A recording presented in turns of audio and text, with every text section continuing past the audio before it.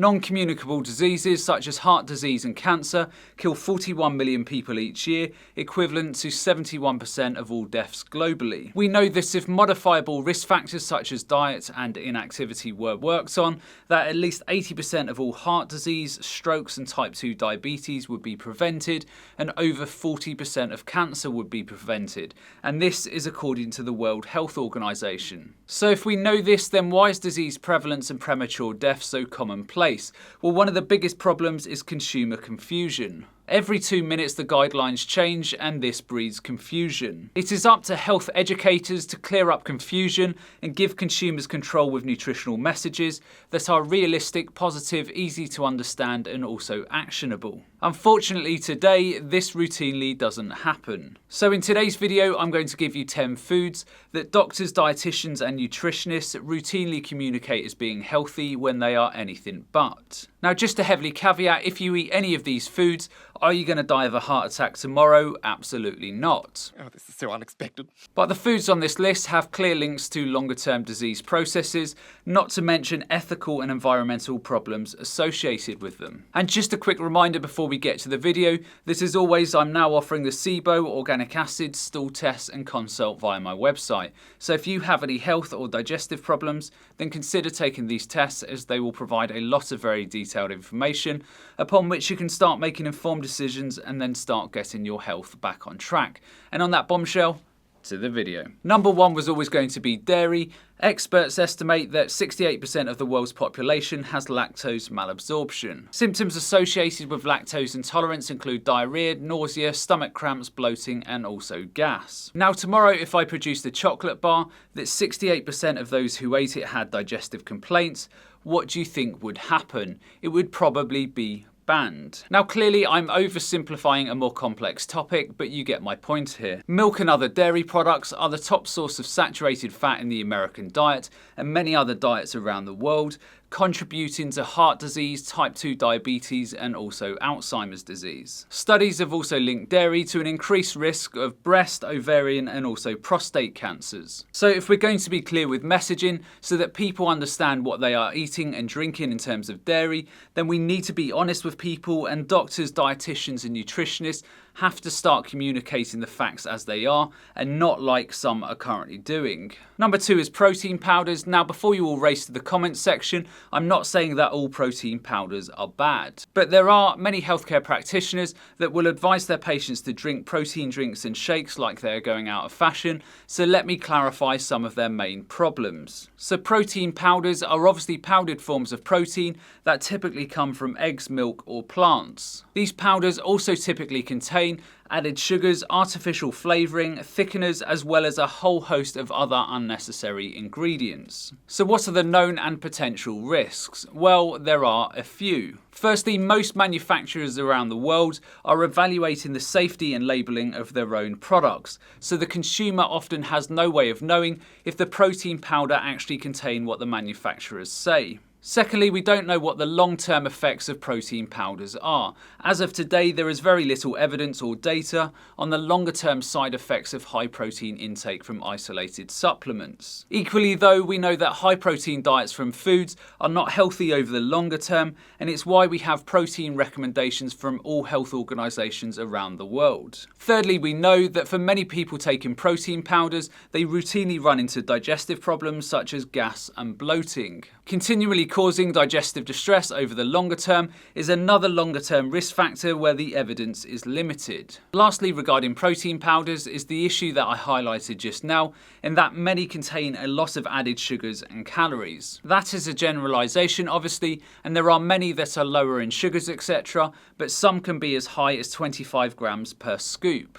Obviously, if these protein powders are being added to milk drinks or high fruit drinks, then this has the potential to cause sizable spikes in blood sugar levels and also contribute to weight gain in some people. Number 3 is red meat. Now again, there are many health professionals that strongly advocate red meats to be included in a person's diet. And this includes everything from beef, lamb, pork, veal, venison and even goat. Now the risk factors of red meat with chronic diseases such as heart disease and cancer are well established. Some of the compounds within red meat, such as new 5GC, heme and saturated fats are known risk factors. It's why the World Health Organization says this regarding red meats and cancer. If you eat red meat, limit consumption to no more than about 3 portions per week. 3 portions is equivalent to about 350 to 500 grams of cooked weight.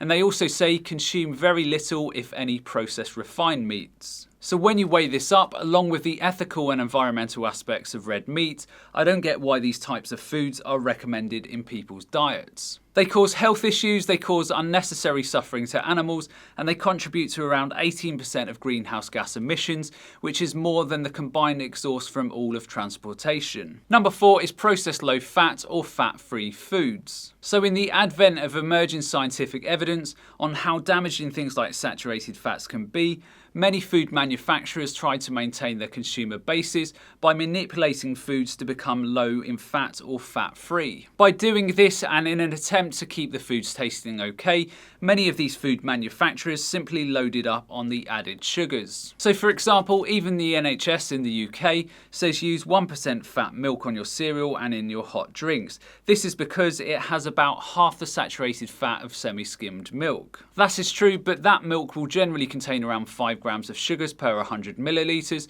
which is only half of the amount of sugars that you would find in 100 millilitres of Coca-Cola. Therefore, simply avoid these low-fat and no-fat food alternatives because they are generally loaded with a lot of sugars and also a lot of additives and preservatives. Number 5 is vegetable oils. Now again, just a heavily caveat, is putting some olive oil on your salad going to kill you anytime soon? Obviously not. But we need to get away from this notion that many doctors, dietitians and nutritionists are putting out there that vegetable oils provide health benefits or they are in some way heart healthy. Now this is obviously a very contentious topic. There are lots of studies out there showing benefits of things like olive oil, and there are many studies that show negative impacts. And to be fair, if you analyse many of the earlier studies on oils, these studies were centred around Mediterranean diets where those people were eating more fruits and vegetables and more fresh produce. But if you look at some of the reanalysed data from some of the older studies, then the links and benefits between vegetable oils and things like heart health become very weak. The way I look at these things is that you want to eat as close to whole foods as you can.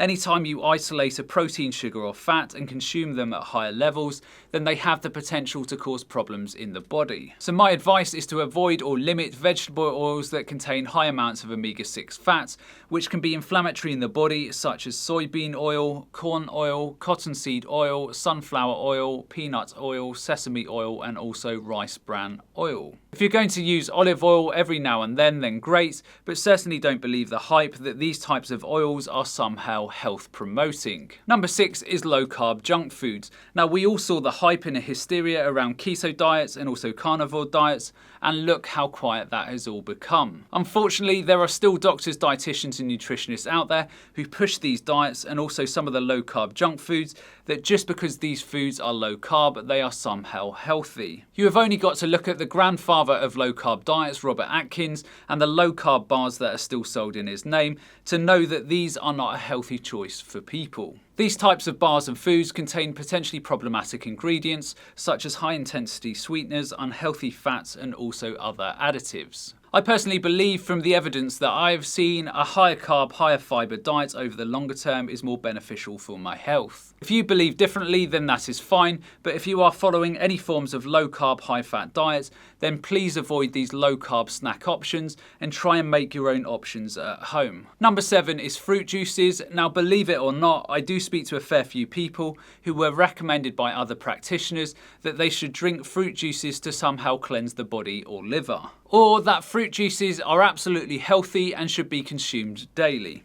Now, most sensible people will acknowledge the more you concentrate sugar and calories in fruit juices, the more it may contribute to some people eating and drinking excess calories and contributing towards obesity and inappropriate weight gain. Obviously, the more weight a person puts on, the more a person is susceptible to higher blood pressure, hypertension, fatty liver, strokes, diabetes, and so on. Now again, can you drink fruit juices and be healthy? Absolutely. I love nothing more than on a hot summer's day to have a glass of apple juice, but I certainly wouldn't be regularly consuming this type of drink on a regular basis. Number 8 is not a food per se, it's more of a food term that drives me insane, and I hear many dietitians, doctors and nutritionists often say it. The phrase is that it's all about moderation. So eat what you want, but it's all about moderation.